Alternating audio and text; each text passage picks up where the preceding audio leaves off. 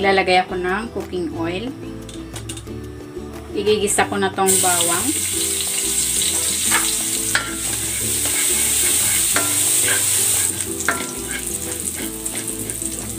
Ang sibuyas.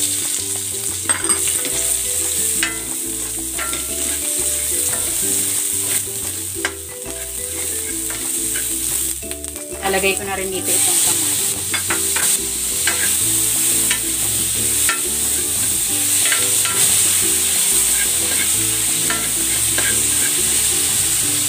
And then, ilalagay ko na dito itong liempo.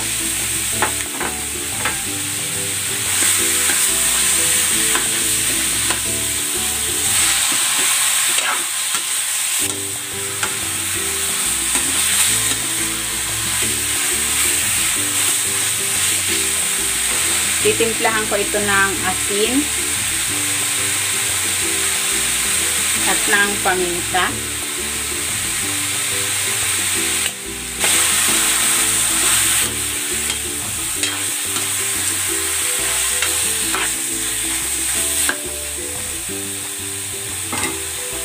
Maglalagay na ako dito ng tubig.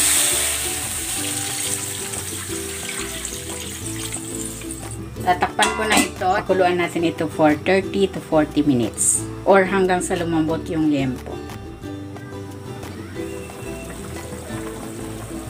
Ayan, malambot na yung ating pork. Ilalagay ko na dito itong gabi.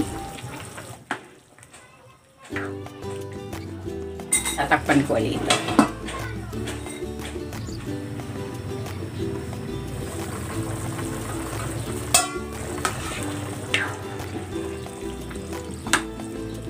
Ilalagay ko na dito itong labanos at ang sitaw.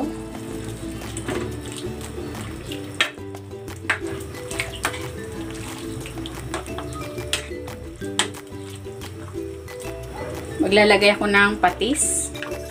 Pwede kayong maglagay ng mga pampalasa of your choice.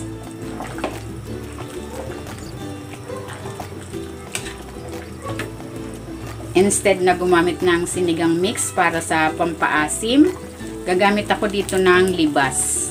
Ayan. Ito ay common sa Bicol. Ito yung ginagawang pampaasim. Meron ding nabibili ito sa mga palengke. Nakatali-tali. Masarap ang pagkaasim nito, hindi gaanong nag-overpower yung asim. Lalagay ko na rin itong okra.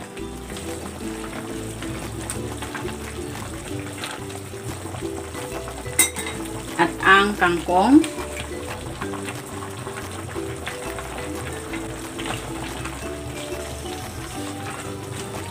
Lagay ko na rin itong siling panigang.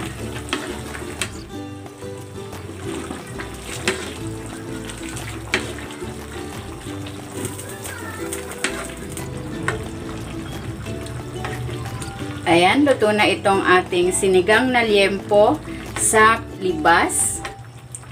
Hahanguin ko na ito.